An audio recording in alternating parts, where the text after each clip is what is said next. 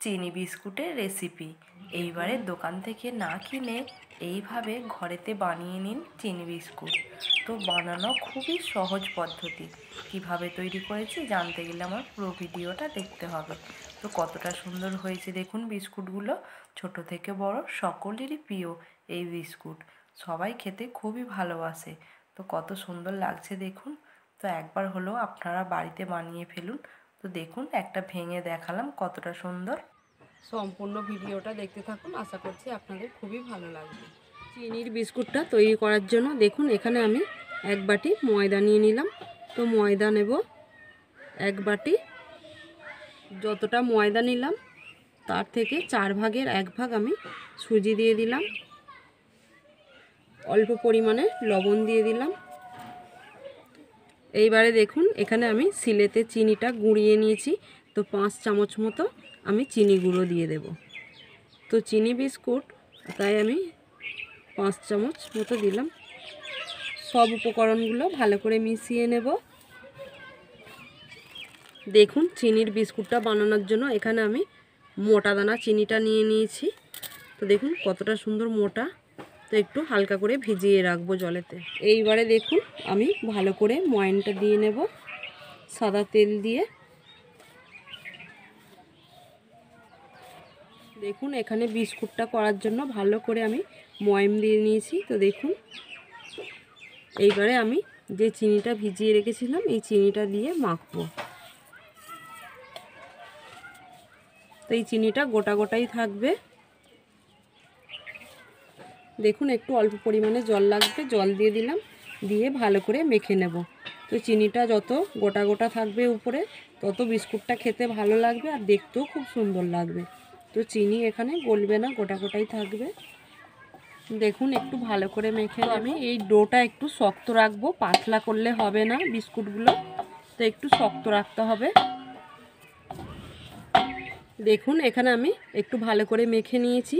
তো এইবারে আমি বিস্কুটের শেপে তৈরি করে নেব। তো চলুন তাহলে। প্রথমে আমি রুটির মতো করে বেলে নেব। তাই একটু অল্প পরিমাণে ময়দা ছড়িয়ে দিলাম যাতে এতে লেগে না যায়। এইবারে দেখুন আমি বেলে নেব। তো খুব মোটাও করব না আর খুব পাতলাও করব না। দেখুন এখানে আমি রুটির আকারে বেলে নিয়েছি। এইবারে আমি বিস্কুটের সাইজে চৌকো করে কেটে নেব। তো এই সাইডগুলো একটু বাদ দিয়ে দেব, সমানভাবে কাটবো।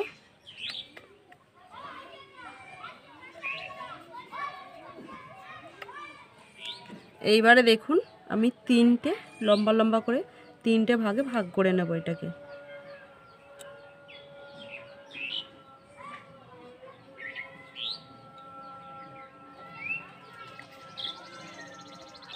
এইবারে দেখুন আমি এই আড়ে আড়ে কেটে নেব সমানভাবে।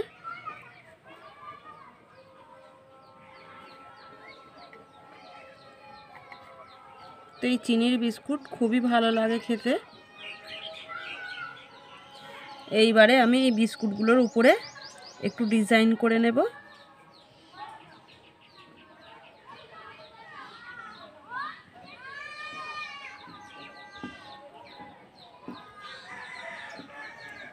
এইভাবে আমি সব ডিজাইনগুলো করে নেব।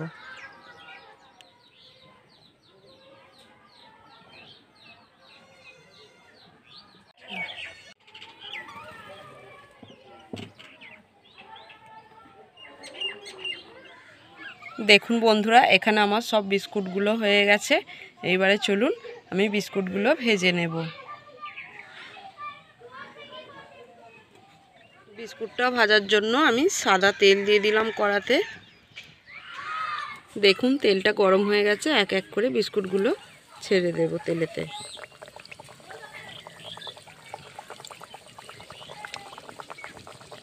প্রথমে আমি 3টে দিলাম। জ্বালানিটা আস্তে আস্তে জ্বালানি দিতে হবে, তা নাহলে ভিতর থেকে বিস্কুটগুলো ভাজা হবে না। দেখুন বন্ধুরা আস্তে আস্তে নিজে থেকেই ভেসে উঠছে তেলের উপরে। এক পিঠটা উল্টে দেব।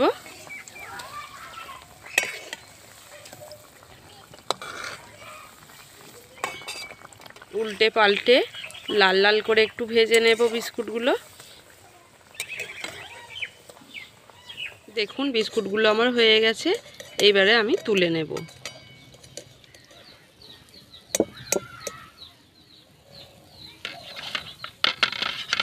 তো বিস্কুটগুলো এখন নরম আছে, ঠান্ডা হলে শক্ত হয়ে যাবে। দেখুন এইভাবে আমি সব এক এক করে বিস্কুটগুলো ভেজে নেব।